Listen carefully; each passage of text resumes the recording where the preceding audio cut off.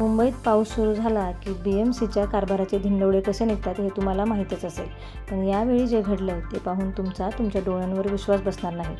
मुंबईत मुसळधार पाऊस सुरू आहे.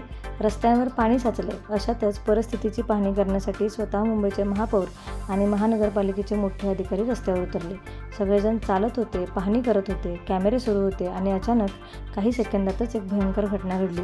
महापौरांच्या अगदी डोळ्यासमोर त्यांच्याच समोर चालणारा महानगरपालिकेचा एक अधिकारी थेट एका उघड्या मॅनहोलमध्येच म्हणजेच गटारात पडला.